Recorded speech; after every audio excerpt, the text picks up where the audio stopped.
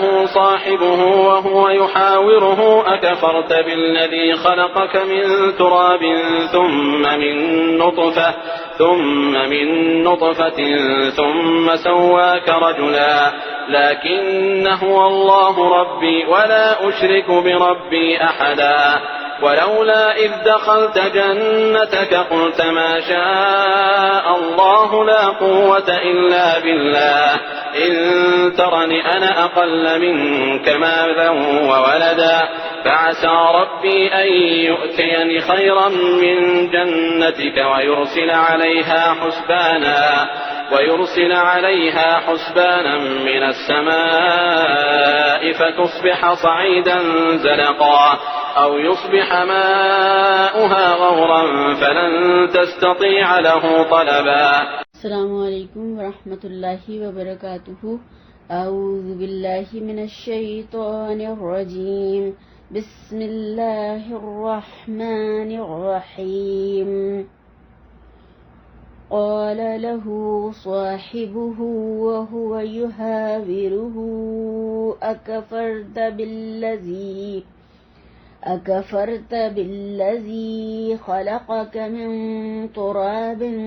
ثم من نطفة ثم سواك رجلا لكن هو الله ربي ولا أشرك بربي أحدا ولولا إذ دخلت جنتك قلت ما شاء الله لا قوة إلا بالله إن ترني أنا أقل منك مالا وولدا فعسى ربي أن يؤتيني خيرا من جنتك ويرسل عليها حسبانا من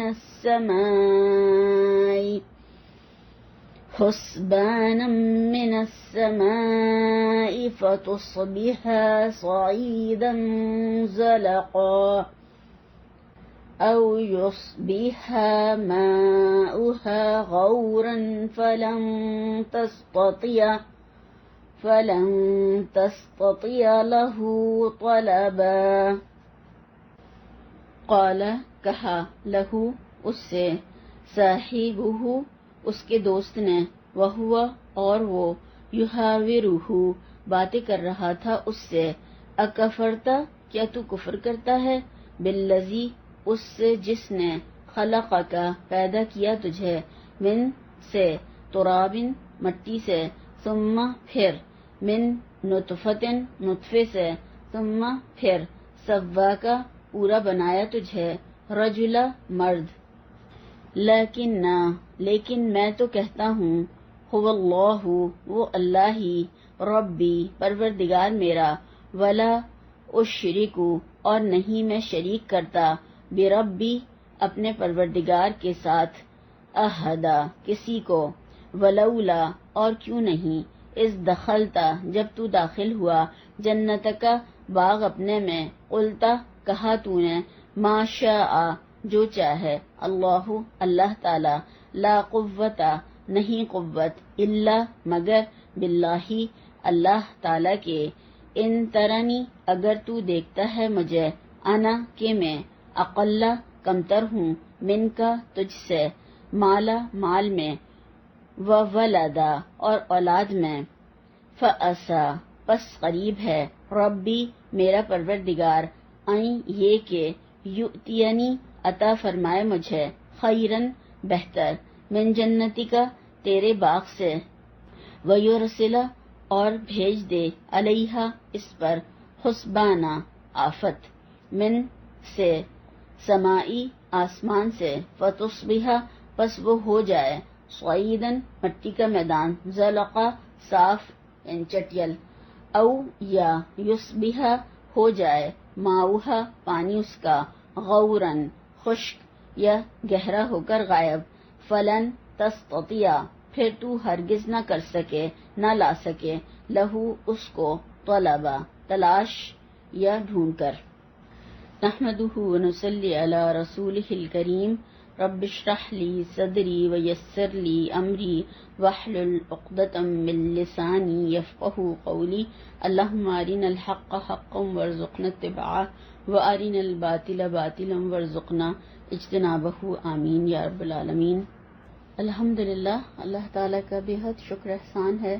کہ ہم سورہ کہف کے چوتھے حصے تک پہنچ گئے ہیں. اور پچھلی بار ہم نے اس چوتھے حصے میں جو دو لوگوں کی کہانی، ایک کے پاس دو باغ تھے، دونوں دوستوں کی کہانی ہے، تو ہم نے تھوڑی سی آیات کی تھی اور اب باقی کی اور آج کریں گے انشاءاللہ تعالی. تو یہ ہم دیکھتے ہیں کہ حصہ چوتھا ہے اور کہانی دوسری ہے. اس کو شروع کرنے سے پہلے ہم ایک دعا کرتے ہیں اللہ تعالیٰ سے.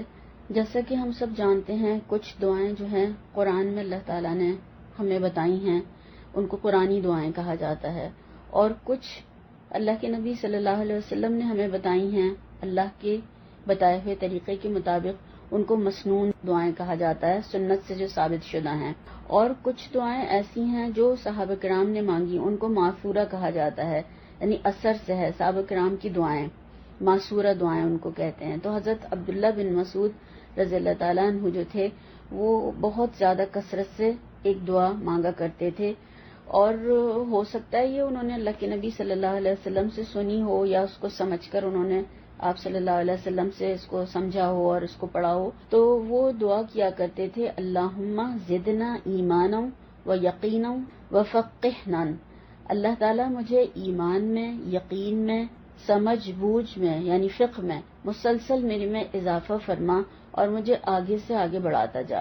تو آج اللہ تعالیٰ سے ہم یہی دعا کرتے ہیں کہ اللہ تعالیٰ ہمارے ایمان میں اور ہماری یقین میں اور ہماری سمجھ بوجھ میں اضافہ فرما اور ہمیں آگے سے آگے بڑھاتا جائے انشاءاللہ تعالیٰ. آمین ثم آمین. اس میں اللہ تعالیٰ نے ایک کہانی سنا کر ہم سب کو ایک طریقے سے اندر سے جھنجھوڑا ہے، ہلایا ہے. اپنے جملوں کو اور اپنی باتوں کو، جو گفتگو ہے اس کو درست کرو. پہلے سوچو پھر بولو، کیونکہ مومن جو ہے وہ بغیر سوچے سمجھے باتیں نہیں کرتا. تو ہزاروں سال پرانا واقعہ ہے یہ، مگر ایسا لگتا ہے کہ آج کے دور کے لیے ہی ہے. یہ قرآن کا اعجاز ہے اور قیامت تک یہ اسی طرح سے رہے گا انشاءاللہ تعالی. تو اس میں ہمیں کہانی میں یہ سمجھایا اللہ تعالیٰ نے کہ انسان جو ہے قدم بقدم یعنی اسٹیپ بائی اسٹیپ گمراہی کی طرف جاتا ہے. یعنی ایک دم سے کوئی انسان اس طریقے کا یا اس طرح نہیں ہو جاتا، بلکہ وہ آہستہ آہستہ کر کے اس طریقے کی اس گمراہی کی طرف جاتا ہے. تو کیا اسٹیپ اس کے بتائے گئے ہیں کہ نمبر 1 دنیا کی نعمتوں کی محبت میں گرفتار ہو جاتا ہے. پھر نمبر 2 کیا ہوتا ہے، یہ محبت جو ہے پھر ایک بھروسہ اور توکل بن جاتی ہے. دنیا کی چیزوں پر اس کو پھر بہت زیادہ بھروسہ ہو جاتا ہے کہ یہ میرے کام میں آئیں گی سب چیزیں. پھر تیسرا کیا اسٹیپ ہوتا ہے، پھر ان سب چیزوں کے اوپر جب وہ یہ سمجھتا ہے کہ بھروسہ کر لیتا ہے کہ یہ میرے کام میں آئیں گی، تو پھر ان کے اوپر تکبر کرنے لگتا ہے. پھر وہ اپنے آپ کو بڑی چیز سمجھنے لگتا ہے. پھر کیا ہوتا ہے نمبر 4 آگے کا اسٹیپ، پھر نعمتوں کا اظہار وہ کس طرح کرتا ہے، ڈینگے مارنے لگتا ہے، دکھاوا کرنے لگتا ہے، شیخیاں بگھارنے لگتا ہے. پھر اور آگے 5واں اسٹیپ پھر کیا ہوتا ہے اس کے بعد والا، کہ پھر اسے سارے لوگ حقیر لگنے لگتے ہیں، سامنے والے اسے انتہائی حقیر اور کمتر نظر آنے لگتے ہیں. تو یہ انسان کی جو گراوٹ ہوتی ہے یہ ایک دم سے نہیں ہو جاتی، یہ اسٹیپ بائی اسٹیپ، یہ 5 اسٹیپ اس کے بتائے گئے ہیں کہ اس طرح سے انسان پھر گمراہی میں اور گراوٹ میں مبتلا ہو جاتا ہے. اب دیکھیے دنیا میں اللہ تعالیٰ نے کسی کو بادشاہ بنا دیا ہے، کسی کو فقیر بنا دیا ہے، سب اپنا اپنا رول پلے کر رہے ہیں. یعنی ایک ایسے دیکھتے ہیں جیسے کہ ہم ایک ڈرامہ چل رہا ہوتا ہے، اسی طرح سے دنیا میں یہ سب اسٹیج سجا ہوا ہے اور یہ ایک پلے چل رہا ہے، اس میں ایک ڈرامہ چل رہا ہے اور اس میں کوئی بادشاہ ہے، کوئی بادشاہ کا رول ادا کر رہا ہے، کوئی فقیر کا رول ادا کر رہا ہے. اور اس میں بڑائی کس چیز کی ہے، کیونکہ بادشاہ وہ خود نہیں بن گیا، فقیر وہ خود نہیں بن گیا، تو حسن کارکردگی پر انعام ملے گا آخر میں جب یہ ختم ہوگا. تو یعنی جب قیامت میں جو انعامات ملیں گے کہ وہ اپنا رول کس طریقے سے پلے کر کے آئے، اور وہاں پر بڑے بڑے بادشاہ جو ہوں گے وہ آگ میں پڑے ہوئے ہوں گے، آگ میں گرے ہوئے ہوں گے، اور فقیر جو ہیں وہ بادشاہ بنے ہوئے تختوں کے اوپر بیٹھے ہوئے ہوں گے۔ تو دنیا میں ہم کسی کو بادشاہ اور فقیر بننے پر یہ نہیں کہہ سکتے کہ ہاں اللہ تعالیٰ اس سے بہت خوش ہے، تو اللہ تعالیٰ نے اسے سارے انعامات دے رکھے ہیں اور اسے تو بہت زیادہ دولت ملی ہوئی ہے، اس لیے یہ اللہ تعالیٰ کا پسندیدہ بندہ ہے۔ ایسا نہیں ہے، وہ اپنا رول ادا کر رہا ہے، کسی کو اللہ تعالیٰ دے کر آزما رہے ہیں اور کسی سے اللہ تعالیٰ لے کر آزما رہے ہیں کہ پھر بندہ کیا کرتا ہے، وہ حرام راستوں کی طرف جاتا ہے یا پھر حلال میں گزارا کرنے کی کوشش کرتا ہے، اور جن کو سب کچھ ملا ہوا ہے وہ تکبر اور بڑائی دکھاوا کر کے وہ غلط اللہ کی نافرمانی کے راستوں کی طرف جا رہے ہیں، یا پھر شکر ادا کر کے دوسرے لوگوں کو اس میں سے دے رہے ہیں، ان کا حق نکال رہے ہیں جو اللہ تعالیٰ نے اس کو بہت کچھ دیا ہوا ہے۔ تو پھر اس میں دیکھیں کہ یہ سارے رول اپنا اپنا پلے کر رہے ہیں، تو پھر اکڑ اور تکبر کس بات کا ہے، کس بات کی بڑائی ہے، کس بات کی ڈینگ ہے، کس بات کی جو ہے انسان دکھاوا کرے یا شو آف کرے، یا وہ سمجھے بہت اپنی کالر اونچی کرے کہ میں بہت بڑا ہوں اس لیے، اور یا پھر میں بہت زیادہ اللہ کا پسندیدہ ہوں، یا پھر میری بہت قابلیت اور صلاحیت ہے اس وجہ سے اللہ تعالیٰ نے مجھے یہ سب کچھ دے رکھا ہے۔ تو ایسا کچھ نہیں ہے۔ تو یہی اللہ تعالیٰ نے ہمیں یہاں پر کہانی سنائی ہے اور اس میں ہمیں سمجھایا ہے کہ اب کیا ہوتا ہے کہ اب یہ بات چیت آگے چلتی ہے، اور یہ دو دوست جو ہیں وہ آپس میں جو باتیں کر رہے تھے، پہلا والا جو ڈینگے مار رہا تھا اس نے اپنی بات ختم کی، تو اب دوسرے والے نے اپنی بات شروع کی اور اس کو سمجھانے کے لیے دوسرے دوست نے کیا کہا، گفتگو کے دوران ہی اب اس کو وہ سمجھانے کی کوشش کر رہا ہے۔ اور یہ جو تھا یہ غریب تھا بیچارہ، بہت مسکین، مال بھی نہیں تھا اور نہ اس کے پاس اولاد تھی، گھر بار کچھ نہیں تھا۔ تو یہ دیکھیں یہ بھی جرم ہے کہ ایسے شخص کے سامنے اپنی دولت کا اظہار کرنا، یہ بھی کہا گیا ہے کہ یہ بھی بہت بڑا جرم ہے کہ اس کے پاس، جس کے پاس کچھ بھی نہیں ہے، اس کے سامنے اپنی دولت اور اپنی بڑائی اور اپنا سب کچھ دکھانا اور بتانا اس کو، یہ بھی غریب کے سامنے ڈینگے مارنا، یہ بھی بہت بڑا جرم ہے۔ مگر وہ جو تھا وہ دین کی سمجھ رکھتا تھا، بہترین طریقے سے اس کو دعوت دے رہا ہے، اور اس نے کہا قال له صاحبه وهو يحاوره اکفرت بالذی خلقك من تراب ثم من نطفة ثم سواك رجلا۔ تو اس کا دوست جو اس سے گفتگو کر رہا تھا کہنے لگا کہ کیا تم اس اللہ کے ساتھ کفر کرتے ہو جس نے تم کو مٹی سے پیدا کیا، پھر نطفے سے، پھر تمہیں پورا مرد بنا دیا؟ تو وہ سمجھا رہا کیا کہ یہ سب کچھ پا کر تمہیں چاہیے تو یہ تھا، تم دینے والے کے شکر گزار ہوتے، تو تم نے تو اسی کا انکار کر دیا، اسی کی ناشکری کرنے لگ گئے۔ یہ سب سرکشی تمہارے اندر کس طرح سے پیدا ہو گئی؟ تم اپنی اصلیت کو تو ذرا دیکھو کہ تم تو مٹی سے بنایا اللہ تعالیٰ نے، پھر تمہیں نطفے سے، پھر اس نے بالکل تمہیں دوست انسان بنا کر تیار کر دیا، پورا آدمی بنا دیا تمہیں، اور پھر تم اسی کی ناشکری کر رہے ہو جس نے تمہیں بنایا۔ مفسرین کرام کہتے ہیں کہ جب تک یہ اپنی نعمتوں کا دکھاوا اور اظہار کرتا رہا تو یہ غریب جو دوست تھا اس کا یہ چپ رہا، کچھ نہیں بولا، خاموشی سے اس کی جو ڈینگے مار رہا تھا وہ سنتا رہا۔ مگر جب اس شخص نے آخرت کا انکار کیا تو یہ پھر بول پڑا، اس سے یعنی پھر صبر نہیں ہوا جب اس نے آخرت کا انکار کیا اور اس نے ناشکری کی، تکبر کیا اور آخرت کا انکار کیا۔ تو اب یہ دعوت دینے والا اسے سمجھا رہا ہے اور مگر غصہ نہیں کر رہا، آرام سے اسے پیار سے اچھی طرح سے دعوت دے رہا ہے، کیونکہ دعوت اگر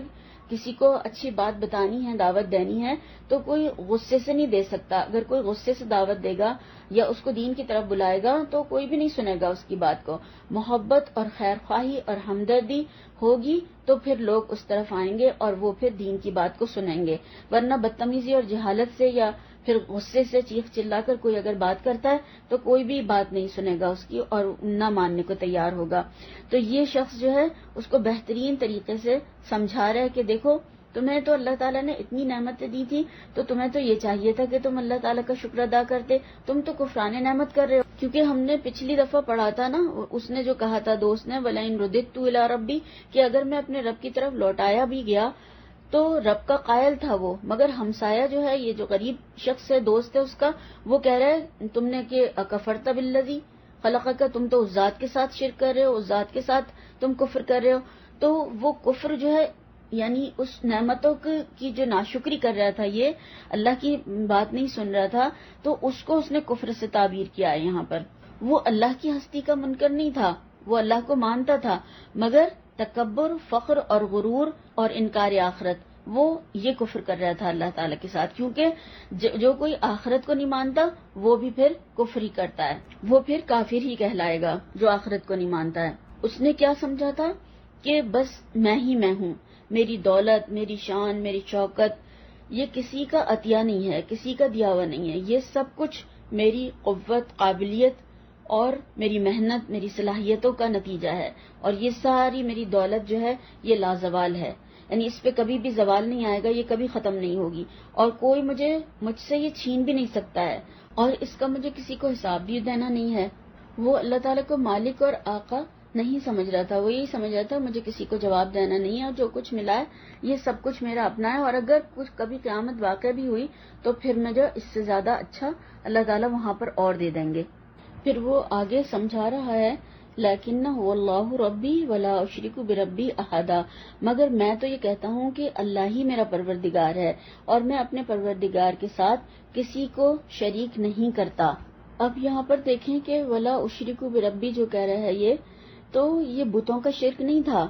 بلکہ تکبر کا اور انا کا شرک تھا۔ یہ تو وہ جو ہے وہ کہہ رہا ہے میرا رب تو وہی ہے، میں تو اس کے ساتھ کسی کو شریک نہیں کرتا، تم اگر تکبر کرتے ہو اور اپنے مال اور دولت پر بھروسہ کرتے ہو تو میں تو اپنے رب کے سوا کسی دوسری چیز پر بھروسہ نہیں کرتا، اور نہ اس کے ساتھ برابر کا میں کسی کو بھی سمجھتا ہوں، یعنی اس کے ساتھ اس کے برابر کا میں کسی کو نہیں ٹھہراتا۔ اصحاب کہف نے بھی تو توحید پر وہ قائم تھے، اور انہوں نے بھی تو سب کچھ چھوڑ دیا تھا اللہ تعالیٰ کے لیے، تو یہ شخص بھی شرک سے برات ظاہر کر رہا ہے اور کہہ رہا ہے کہ میں تو نہیں مانتا، تم مانتے ہو تو مانو، اور اس کے کہنے کے بجائے کیا کہہ رہا ہے کہ اپنے آپ کو کہہ رہا ہے کہ میں تو کسی کو شریک نہیں کرتا، تم کر رہے تو کرو، یعنی اس کو احساس دلا رہا ہے ایک طریقے سے۔ اور اس شخص کے 3 مسئلے تھے، نمبر 1 ناشکری، 2 تکبر، اور نمبر 3 آخرت کا انکار۔ تو یہ اس طریقے سے اس کی اپنے دوست کی اصلاح کر رہا ہے خود کو کہہ کر۔ اس نے یعنی رب کہا کہ میں اپنے رب کے ساتھ کسی کو شریک نہیں کرتا، تو رب یعنی مالک، خالق اور مدبر اللہ تعالیٰ ہے، میں اس کی ذات میں کسی کو شریک نہیں کر سکتا۔ پھر اس نے آگے بتایا وَلَوْلَا إِذْ دَخَلْتَ جَنَّتَكَ قُلْتَ مَا شَاءَ اللَّهُ لَا قُوَّةَ إِلَّا بِاللَّهِ إِن تَرَانِي أَنَا أَقَلَّ مِنْكَ مَالًا وَوَلَدًا۔ پھر کہنے لگا اور بھلا جب تم اپنے باغ میں داخل ہوئے تو تم نے ما شاء اللہ لا قوت الا باللہ کیوں نہ کہا؟ اگر تم مجھے مال اور اولاد میں اپنے سے کمتر دیکھتے ہو۔ اب وہ اس کو سمجھا رہے اور بتا رہے کہ جب تم اپنے باغ میں گئے تھے اور تم کو وہ بہت اچھا، پیارا، خوبصورت لگا تو اس وقت تم نے اللہ کا شکر کیوں نہیں ادا کیا؟ اور اللہ تعالیٰ نے تم کو جو مال، اولاد اور یہ سب کچھ نعمتیں عطا فرمائی ہیں جو اوروں کے پاس نہیں ہیں، تو ان پر تمہیں اللہ تعالیٰ کی تعریف بیان کرنی چاہیے تھی، اللہ تعالیٰ کی حمد کرنی چاہیے تھی، اللہ تعالیٰ کا شکر ادا کرنا چاہیے تھا، اور یہ کہنا چاہیے تھا ما شاء اللہ لا قوت الا باللہ۔ اس کے بارے میں اللہ کے نبی صلی اللہ علیہ وسلم نے ہمیں یہ بھی بتایا کہ جس کسی کو اپنا مال، اپنی اولاد، اپنا حال اچھا لگے تو اسے ما شاء اللہ لا قوت الا باللہ پڑھنا چاہیے، تو پھر انسان اس کو پڑھنے کی وجہ سے نظر بد سے بھی محفوظ رہتا ہے، اور دوسروں کی چیزیں دیکھے تبھی بھی اس کو یہی پڑھنا چاہیے۔ اس کے بارے میں مسند احمد کی ایک روایت ملتی ہے، ابو ہریرہ رضی اللہ تعالیٰ عنہ اس کے راوی ہیں۔ آپ صلی اللہ علیہ وسلم نے فرمایا کیا میں تم کو جنت کے خزانوں میں سے ایک خزانہ نہ بتا دوں؟ وہ لا حول ولا قوت الا باللہ ہے۔ ابو موسیٰ اشعری کی روایت میں آتا ہے، یہ اسی قسم کی روایت ہے، یہ بھی ابو ہریرہ رضی اللہ تعالیٰ عنہ کہتے ہیں کہ مجھ سے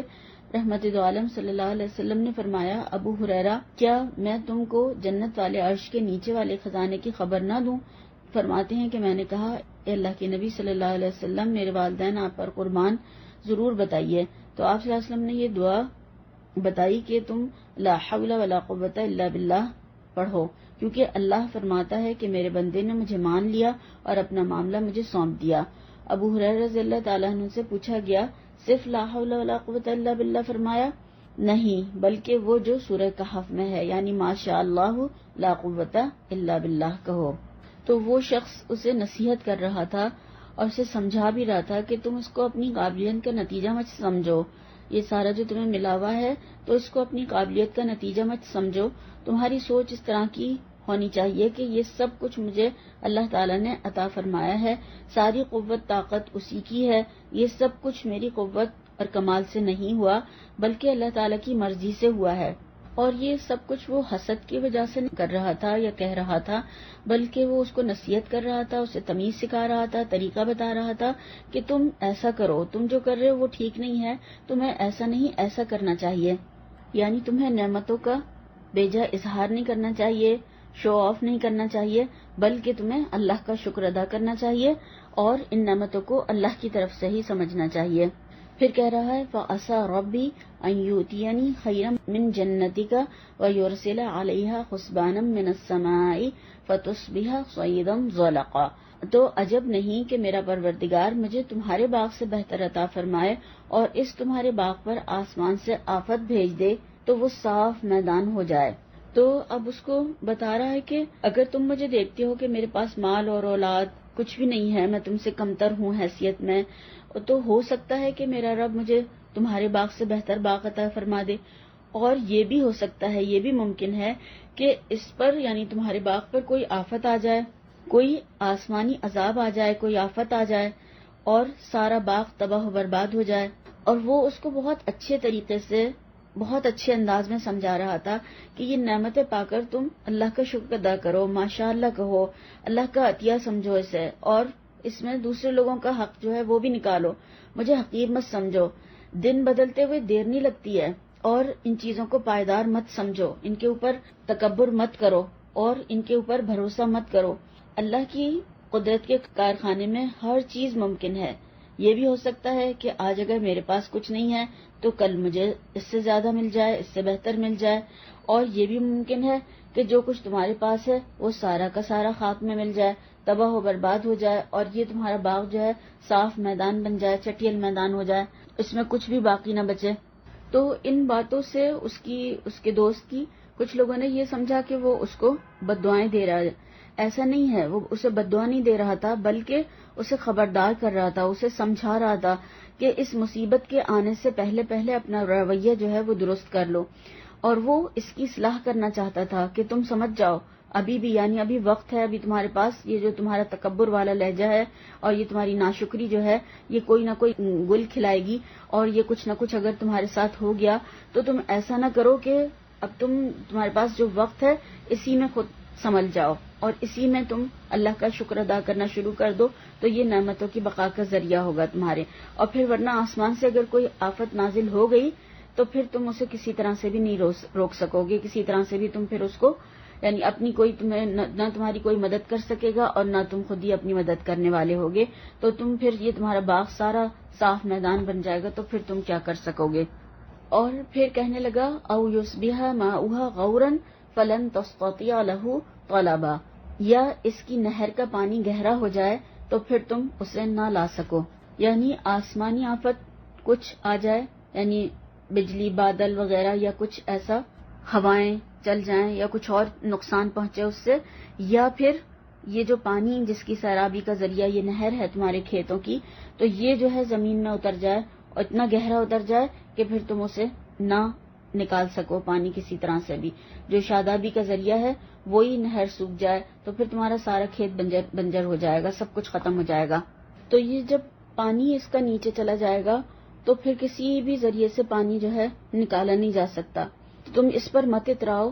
اور کیونکہ ساری سیرابی تمہارے باغوں کی اور ہرا بھرا جو ہے یہ سب کچھ اسی کی وجہ سے ہے، تو اتنا نیچے چلا جائے کہ تم نکال ہی نہ سکو، کسی طرح سے بھی کوئی تدبیر سے تم پانی نہ اوپر لا سکو۔ تو اس کو سمجھانے والا یہ سمجھا رہا تھا کہ تم انسان بن جاؤ، ابھی بھی وقت ہے، متواضع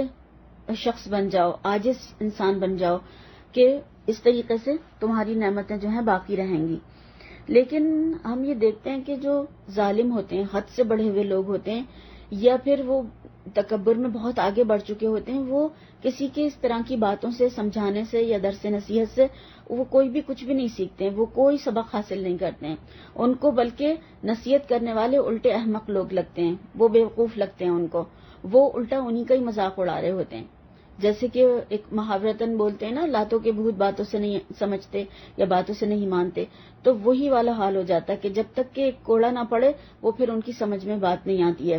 تو وہ یہ اندیشہ ظاہر کر رہا تھا، وہ ایک بات سمجھانے کے لیے اس کو بتا رہا تھا کہ تمہارے ساتھ کہیں ایسا نہ ہو جائے، اس سے پہلے تم سمجھ جاؤ۔ پھر آگے والی آیات میں انشاءاللہ اگلی دفعہ دیکھیں گے کہ وہی ہوا جس کا اس کے دوست نے اندیشہ ظاہر کیا تھا، اس کو سمجھا رہا تھا مگر یہ سمجھ کر نہیں دیا اور اپنی اسی روش پر قائم رہا،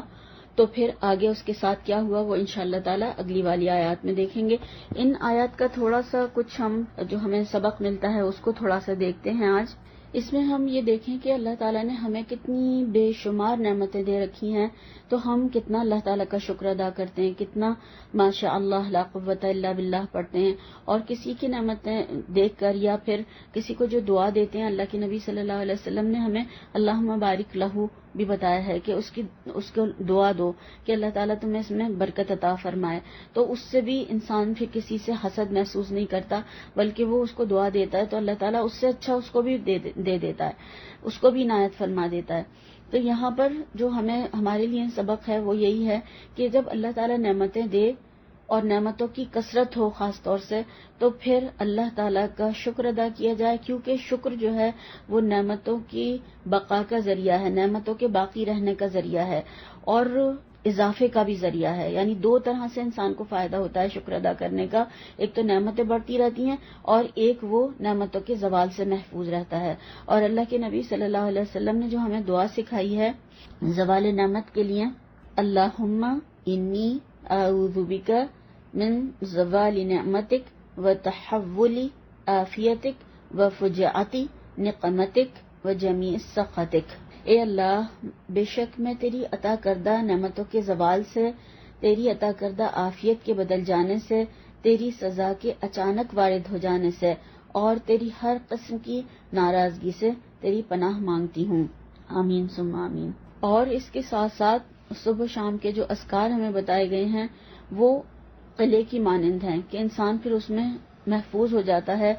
شیاطین سے، جنات سے، جادو سے، حسد سے، نظر بد سے،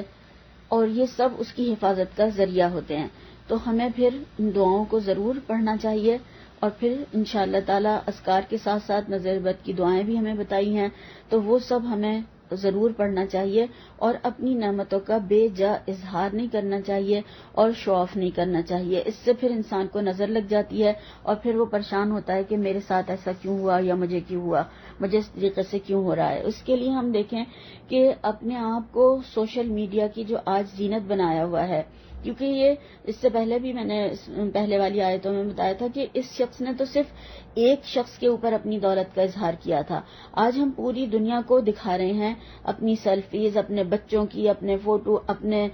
تمام یعنی ہر لمحے کے، ہر خوشی کے لمحے کے، ہر چیز کے بہت ہی زیادہ، اتنا زیادہ شیئر کرنا شروع کر دیے ہیں. ہر جگہ ہر کسی کا آپ دیکھ لیں، کہیں سے بھی کچھ بھی آپ دیکھ سکتے ہیں.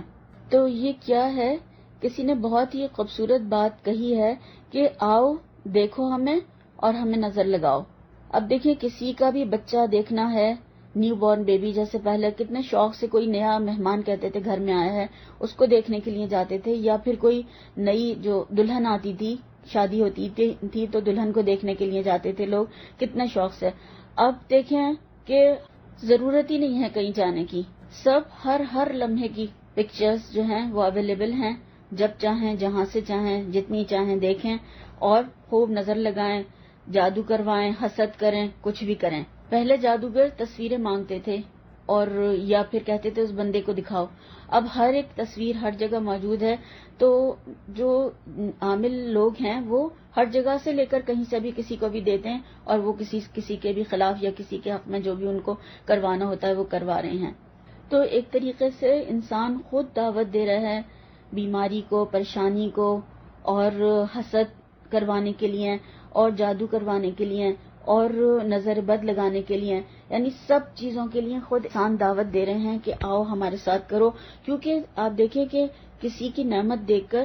کوئی خوش نہیں ہوتا ہے. بہت کم لوگ ایسے ہوتے ہیں یا جو آپ سے محبت کرنے والے ہیں ان کے علاوہ کوئی خوش نہیں ہوتا. اور آپ صلی اللہ علیہ وسلم نے جو ہمیں بتایا کہ ہر صاحب نعمت سے حسد کیا جاتا ہے. تو اب ہم خود دعوت دے رہے ہیں کہ دیکھو اور حسد کرو، دیکھو اور ہمارے خلاف جو دل چاہے کرو. تو پھر یہ ساری چیزیں جو ہیں کس حد تک آج آگے بڑھی ہوئی ہیں سب جانتے ہیں اور سب کو معلوم ہے. ہر ہاتھ میں دنیا موجود ہے اور وہ جہاں چاہیں کلک کریں اور جو چاہیں کریں. تو یہ اللہ تعالیٰ نے ہمارے ہاتھ میں دے کر اب ہمیں یہ دیکھا ہے کہ ہم اس کا استعمال صحیح کرتے ہیں یا غلط کرتے ہیں. یہ ہمارے حق میں یا ہمارے خلاف گواہی دے گا. یہ ہمارا موبائل کبھی ہم نے سوچا ہے اس بات کو کہ یہ ہمارے حق میں بتائے گا کہ اس نے یہ کام کیا تھا اللہ کے دین کا, یا پھر ہمارے خلاف بتائے گا کہ اس نے یہ کام کیے تھے اور یہ اس طریقے سے یہاں سے وہاں یہ چیزیں ساری بھیجی تھی اور غلط. آج تو کتنی جھوٹی چیزیں, کتنے غلط باتیں, کتنی ایسی چیزیں جو کہ وہ صحیح بھی نہیں ہوتی ہیں, ایک دوسرے کو شیئر کر رہے ہوتے ہیں. تو کتنی انسان کی پکڑ ہوگی اور دنیا کے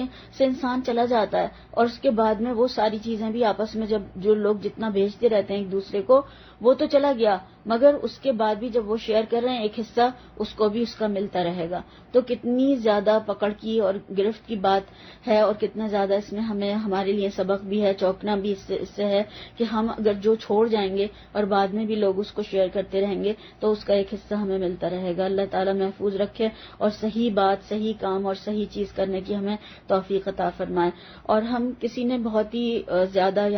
ایک طریقے سے ایک بات بتائی تھی, اور واقعی آج ہمارے یہاں یہ ہو رہا ہے معاشرے میں. دیکھیں کہ ہمارے معاشرے کی کہا انہوں نے کہ بدترین شادیاں ہیں. دیکھیں کہ ہر چیز میں شو آف, دکھاوا اور نعمتوں کا اظہار, اور کس طریقے سے شادیوں کا کیا حال ہے وہ سب جانتے ہیں, اس میں کسی کو بتانے کی کیا ضرورت ہے. تو یہ ساری چیزوں کو کہا کہ اس میں جتنا زینت کا اظہار اور جتنا زیادہ نعمتوں کا اظہار, جتنا زیادہ دکھاوا, جتنا زیادہ بڑا چڑھا کر جو کر رہے ہیں کام, تو وہ ساری چیزیں جو ہیں تو ان کو کہا گیا کہ بدترین شادیاں ہیں. اور اس میں دیکھ لیں کیا کیا کچھ ہو رہا ہے. اللہ کی نافرمانی کے کام, اللہ تعالیٰ نے ایک موقع دیا شکر ادا کرنے کا, اور ہم نے کیا کیا, اس کو ناشکری اور کہ بے حیائی, برائی, ہر طرح کے فساد کا ذریعہ بنا لیا. تو اللہ تعالیٰ ہمیں محفوظ رکھے, اور اللہ تعالیٰ ہم دعا کرتے ہیں کہ ہمیں نعمتوں کے زوال سے محفوظ رکھے, کیونکہ ہم برداشت نہیں کر سکیں گے جن کو اللہ تعالیٰ نے نعمتیں دے رکھی ہیں طرح طرح کی, ہر طرح سے, اور پھر اپنے جسم کی نعمتیں کیا کم ہے دنیا کی نعمتوں کے علاوہ. ایک چیز بھی خراب ہو جاتی ہے کتنا پریشان ہو جاتا ہے کہ پھر اس کو دوسری ریپیئر کروانے کے لیے دنیا میں اگر لگواتا ہے تو مال اور سب چیزیں اس کی جاتی ہیں, مگر ویسا نہیں لگ سکتا جیسا کہ اللہ تعالیٰ نے اس کے جسم میں تمام چیزیں فری میں لگا کر دی ہیں. تو اللہ تعالیٰ ہمیں اس کی سمجھ عطا فرمائے اور بہترین عمل کرنے والوں میں شامل فرمائے, اور ہمیں نعمتوں کے زوال سے اور اپنی دی ہوئی عافیت کے بدل جانے سے اور اپنی سزا سے جو کہ اچانک وارد ہو, اور اپنی ناراضگی اور غصے سے اللہ تعالیٰ ہماری حفاظت فرمائے اور اپنی رضا کے کام کرنے کی توفیق عطا فرمائے. اور جو غلطی اور کمی ہو جائے اللہ تعالیٰ اس کو معاف فرما دے اور صحیح کر کے قبول فرما لے. سبحانک اللہم و بحمدک, اشہد ان لا الہ الا انت, استغفرک و اتوب الیک. السلام علیکم ورحمۃ اللہ وبرکاتہ.